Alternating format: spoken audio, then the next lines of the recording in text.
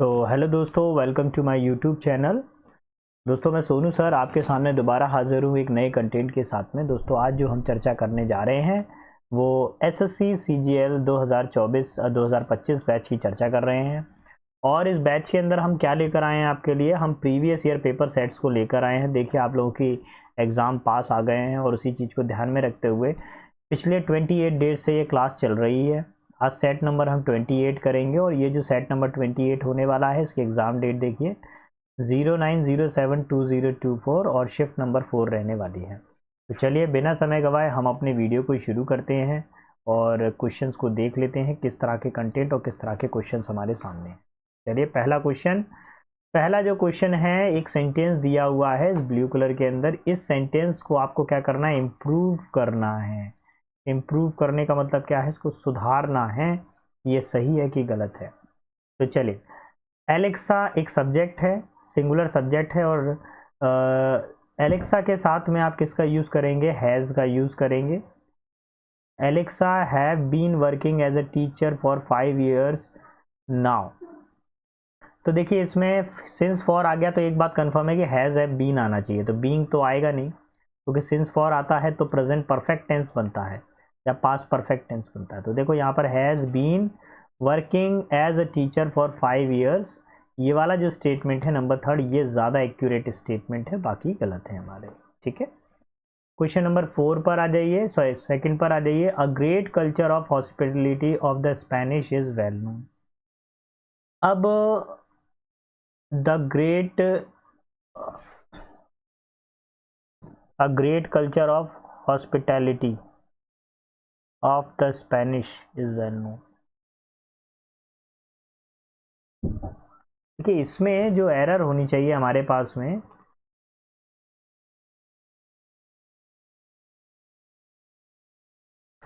इसमें जो एरर होनी चाहिए वो अमंग द स्पेनिश होना चाहिए। स्पेनिश लोगों के बीच में क्या है कि एक ग्रेट कल्चर है हॉस्पिटलिटी का। हॉस्पिटलिटी मतलब अतिथि सत्कार का, ये मेरा आंसर होना चाहिए। ठीक है, अगर कुछ टीचर्स ने या कुछ लोगों ने यहाँ पर इसकी जगह पे दा का भी यूज़ कर रहे होंगे, the great culture of the hospitality of the Spanish, मैं इसकी तरफ नहीं जाऊँगा। उसका रीज़न ये है कि यहाँ पर भी एक दा लगा हुआ है, फिर देन आप यहाँ पर भी दा लगा रहे हैं, तो ये कुछ बैलेंस नहीं बन रहा है। इसलिए मेरे हिसाब से यहाँ पर अमंग ज़्यादा बेटर बेस्ट सूटेड आंसर रहेगा। ठीक है, चलिए आगे की तरफ बढ़ता हूँ। क्वेश्चन नंबर 3 पर, there was an gang of thief spotted at our local bank, make sure to be careful. तो अब यहाँ पे देखेंगे गैंग में हम लोगों को ध्यान रखना है। देखिए, हर बार मैं बोल रहा हूँ एक क्वेश्चन आर्टिकल चैप्टर का ज़रूर आ रहा है, आपके हर पेपर सेट में देखने को मिल रहा है। अगर देखिए आ से लेके अंधा तक आता है तो आप किसका यूज़ करेंगे, एन का। और का से लेके या तक अगर आता है तो अब आप किसका यूज़ करेंगे, ए का। तो प्रोनाउंसिएशन देखना है। जब मैं गैंग वर्ड को लिखता हूँ तो पहला बनता है मेरा गा, जो कि कहाँ से लेके कहाँ तक आता है, का से लेके ज्ञा तक आता है, इसलिए इसमें क्या आना चाहिए, ए। तो इस एन को यहाँ से हटाकर इसकी जगह पर ए आर्टिकल का यूज़ होगा और आंसर लगेगा option number 1। Clear. Question number 3 पर 4 पर आता हूँ। After a while she look up and saw that it was getting dark. देखिए, आफ्टर अ वाइल उसने थोड़ी देर बाद देखा और उसने देखा कि अंधेरा हो रहा है। तो देखो यहाँ पर भी पास्ट टेंस है, यहाँ पर भी पास्ट टेंस है, तो आपको पैरेलल कंस्ट्रक्शन का यूज़ करना है। यहाँ लुक जो है प्रेजेंट टेंस है, इसको भी कन्वर्ट करिए पास्ट टेंस में, तो क्या हो जाएगा, लुक्ड, और यही आपका आंसर हो जाएगा option number 2। Clear. Question number 5 पर आ जाइए। 5 क्या बोल रहा है, how does a camel survive in the desert. एक कैमल डेजर्ट में, रेगिस्तान में कैसे सर्वाइव करता है। Many people think that the camel stores water in its hump.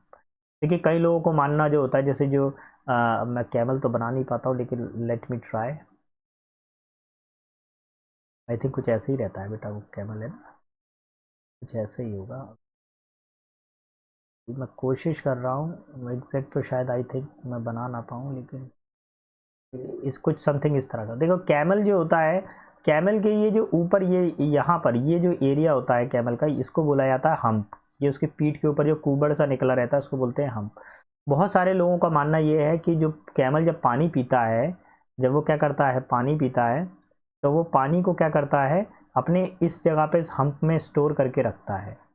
But the hump is really made up of the fat, लेकिन hump जो है वो पानी का नहीं बना होता, वो फैट चर्बी का बना हुआ होता है। When a camel dash find water it passes less urine to conserve dash small amount of the water in its body. देखिए जब जानवर क्या करता है, जब उसको जानवर को जब यानी कैमल को जब पानी नहीं मिलता है तो कैमल क्या करता है, जब पानी नहीं मिलता है तो वो यूरिन यानी वॉशरूम वो नहीं जाता है, वो कम जाता है, फिर यूरिन पास कम करता है वो, और जो पानी है उसको स्टोर करके रखता है। तो क्या करता है वो, देखिए less urine to conserved the small amount of water in its body. क्या करता है, पानी का एक थोड़ा सा अमाउंट जो है अपनी बॉडी के अंदर बचा के रखता है। देखो भाई, अगर यूरिन पास नहीं करोगे तो पानी अपनी बॉडी के अंदर ही रहेगा, ठीक है। फर्दर मोर, और तो और, the camel has a higher body temperature than the dash of the mammals. बाकी जो स्तनधारी जानवर हैं उनकी तुलना में कैमल का जो बॉडी टेम्परेचर है वो ज़्यादा होता है। तो किन से तुलना की जा रही है, देखिए बहुत ध्यान से, द कैमल की तुलना हम कर रहे हैं बाकी जानवरों से। अच्छा, कैमल सिंगुलर है इसलिए यहाँ पर आप किसका यूज़ करोगे, यहाँ पर दैट का यूज़ करोगे। इसका यूज़ करोगे दैट का। तो ऑप्शन नंबर जो थर्ड है उसमें हम दैट का यूज़ करेंगे, क्योंकि जब भी कभी भी कंपैरिजन होता है तो सिंगुलर नंबर का कंपैरिजन सिंगुलर नंबर से होगा और प्लूरल नंबर का कंपैरिजन प्लूरल नंबर से होगा। अगर यहाँ पे कैमल्स लिखा होता, प्लूरल वैल्यू होती, तो फिर मैं यहाँ पे दोज लगा देता, लेकिन यहाँ पर क्या आएगा, दैट आएगा, ठीक है। क्वेश्चन नंबर नेक्स्ट पर आता हूँ। क्वेश्चन नंबर 8 क्या कह रहा है, this means that it starts to sweat dash a higher temperature than that which human beings. यहाँ पर जो 8 में जो आएगा उसका आंसर आएगा स्वेट एट, क्या आ जाएगा, ऑप्शन नंबर 4 आ जाएगा। स्वेट के साथ में कौन सा प्रपोजिशन करेंगे, एट का यूज करते हैं। For example dash to perspire, dash to perspire. देखिए अगर आप देखें यहाँ पर dash to perspire and this also help to keep the water loss through the sweating to a minimal. तो क्या होता है कि एक तो उसका बॉडी का टेम्परेचर ज़्यादा है, और अगर बॉडी का टेम्परेचर ज़्यादा है बाहर की तुलना में, तो उसका मतलब पानी अंदर स्टोर करके रख सकता है, और उसका टेम्परेचर कम होता तो पानी उबल के बाहर निकल जाता। लेकिन जब ऊपर का ऑरा ज़्यादा गर्म है तो अंदर जो होगी उसके अंदर ज़्यादा कैपेसिटी होगी चीज़ को कवर करने की। यहाँ पर क्या होना चाहिए, यहाँ पर आपका जो सही ऑप्शन होना चाहिए वो हो जाएगा स्टार्ट टू परस्पायर। ये ज़्यादा सही आंसर होगा, ऑप्शन नंबर 3, ठीक है। नेक्स्ट क्वेश्चन पर आइए। नेक्स्ट क्वेश्चन क्या बोल रहा है, select the most appropriate option that can substitute the underline segment in the given sentence. अब आपको ये जो सेंटेंस अंडरलाइन किया गया इसकी जगह पर एक प्रॉपर आपको एक वर्ड रखना है। तो देखिए क्या बोला गया है, grass land should not be forest and some places are to be close for the grazing. अब देखिए फॉरेस्ट का मतलब क्या होता है, बहुत ज़्यादा अतिक्रमण करना, बहुत ज़्यादा मतलब किसी चीज़ का बहुत ज़्यादा यूज़ करना। Not to be grazed, forest का मतलब क्या था, बहुत ज़्यादा किसी चीज़ का वो होना। तो यहाँ पर तो देखो कहीं अतिशोक्ति तो बताई नहीं है, तो ये तो हो नहीं सकता। कट फ्यू एरियाज, ये भी नहीं होगा। देखिए यहाँ पर एक वर्ड मिल रहा है over grazed and some area should be close for the grazing. देखिए ग्रास लैंड में क्या होना चाहिए, बोल रहे हैं कि इनकी बहुत ज़्यादा उसके अंदर चराई नहीं होनी चाहिए, मतलब बहुत ज़्यादा पशु उसके अंदर होने वाले पेड़ पौधों को ना खा जाए, जिससे कई सारे वनस्पति विलुप्त हो रहे हैं। और कुछ जगहों को जो है जानवरों के चरने के लिए चारागाह नहीं होना चाहिए, उनको बंद कर देना चाहिए। सो ऑप्शन नंबर 3, ठीक। क्वेश्चन 11 पर आता हूँ। 11 क्या बोल रहा है, I quickly went out at the door into the वरांडा। देखिए वो चुपचाप से कहाँ गया, वो दरवाजे के रास्ते कहाँ गया, वो वरांदा में निकल गया, है ना। तो went out at the door नहीं होगा, दरवाजे के जरिए गया है, तो इसलिए went out through the door, वो दरवाजे से होता हुआ चुपचाप से गैलरियारे में वो पहुंच गया। क्वेश्चन नंबर 12 पर आता हूँ बेटा। 12 में क्या पूछा गया, एंटोनिम आपको बताना है, ठीक है। Harry's behaviour was very blunt during his school days. Option है एक्साइटेड, पोलाइट, क्यूरियस, डल। तो पहले हम लोग जो वर्ड है हमारे पास में ब्लंट का मीनिंग देख लेते हैं, ब्लंट का मीनिंग क्या होता है। यहाँ पर अगर आप देखें जो हैरी का जो बिहेवियर था स्कूल में कैसा था, ब्लंट था। ब्लंट का मतलब कह सकते हैं क्रूल बिहेवियर था, है ना, खराब नेचर था, अनप्लीजेंट था। एक्साइटेड का मतलब होता है किसी चीज़ को देखकर बहुत ही ज़्यादा किसी चीज़ को देखकर बहुत ज़्यादा खुश हो जाना, ठीक है, एक्साइटेड होते हैं, उत्सुकता होना किसी चीज़ की, कीन। पोलाइट का मतलब होता है जेनरस, विनम्र व्यक्ति। क्यूरियस का मतलब भी क्या होता है, किसी चीज़ की जानने की इच्छा होना, ठीक है, इंक्विजिटिव। डल का मतलब क्या होता है, जो व्यक्ति काफ़ी ज़्यादा कमज़ोर है, वीक है। तो अगर कोई व्यक्ति निर्दयी है तो उसका अपोजिट क्या होगा, ऑप्शन नंबर 2 पोलाइट हो जाएगा, विनम्र हो जाएगा। नंबर 13 पर आ जाते हैं। देखिए बेटा, मैं अपने वीडियोस के अंदर कोशिश करता हूँ कि कम समय में ज़्यादा से ज़्यादा कंटेंट डिलीवर कर सकूँ। मेरे वीडियोस में आपको एक क्वेश्चन मिलेगा, क्वेश्चन का एक आंसर मिलेगा। मैं अपने वीडियोस में इधर उधर की फालतू बकवास नहीं करता हूँ। आप लोगों को खुद मालूम है कि आपका अच्छा या बुरा क्या है, ठीक है। अच्छे से पढ़िए, आप लोग अच्छे से जो भी कंसेप्ट मैं आपको बता रहा हूँ प्लीज़ उसको रिवाइज करिए। यहाँ पर मैं सेट आपको करीब 30-35 सेट मैं आपको प्रोवाइड कर दूंगा। अगर ये आप लगा लेते हैं तो भी मेरा मानना ये है कि यहाँ पर जब इंग्लिश में आपके जो 25 क्वेश्चन आ रहे हैं तो 25 में एटलीस्ट आपके 17 और 18 तो आपके हिट हो जाएंगे, बिल्कुल सही, अगर आप इसको कर लेते हैं प्रॉपरली तो।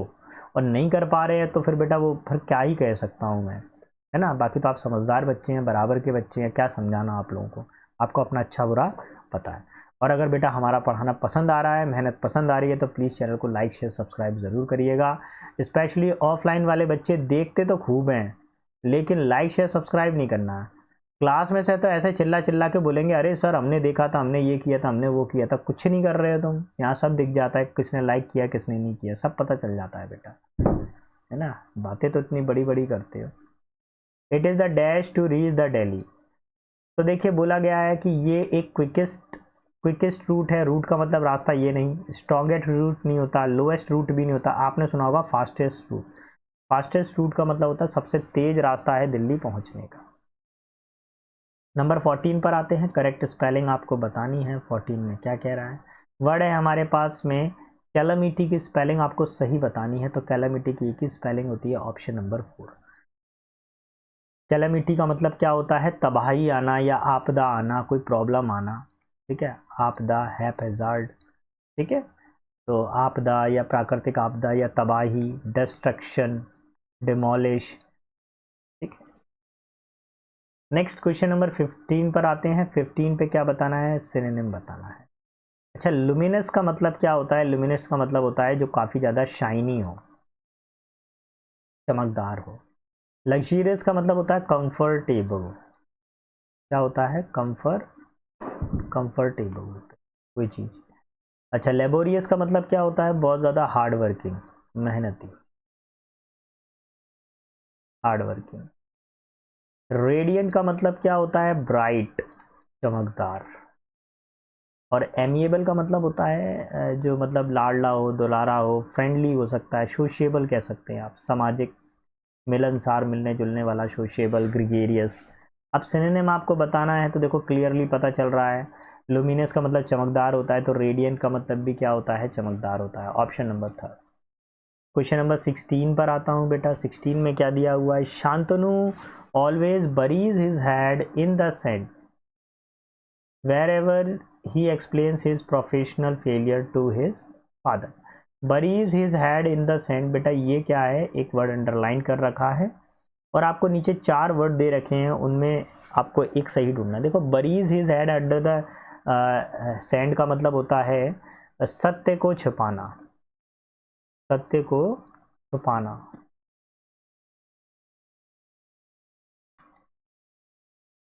तो देखिए, शांतनु जब भी अपने बात को छुपाता है, सत्य को छुपाता है जब भी वो अपने पिताजी के सामने अपने फेलियर्स को बताता है।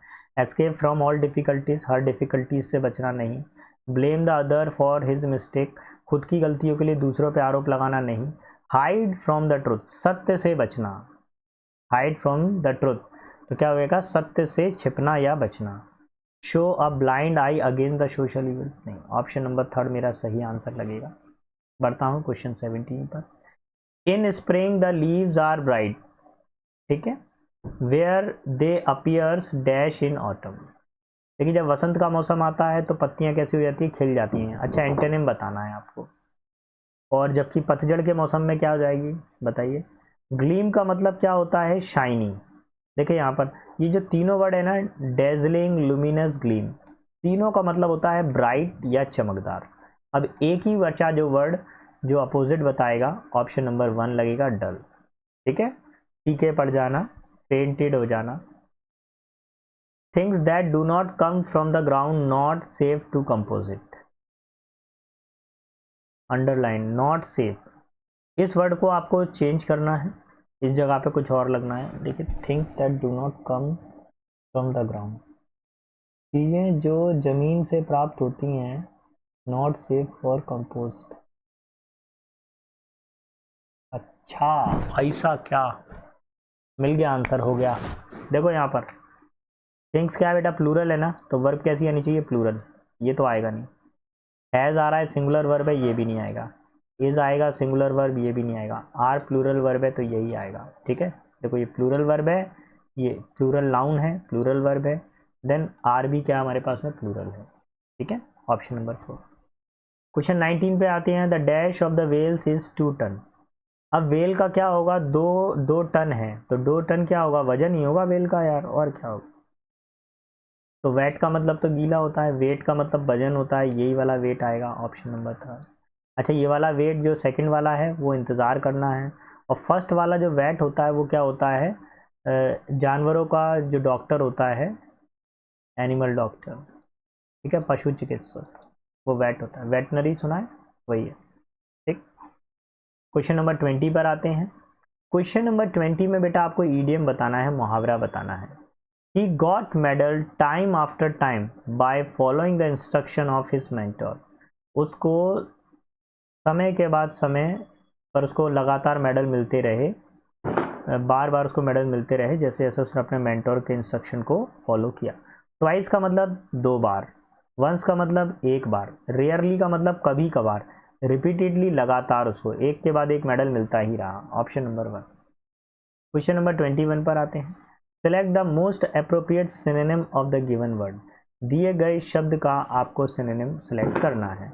रेक्टिफाई का मतलब क्या होता है, किसी चीज़ को सही करना।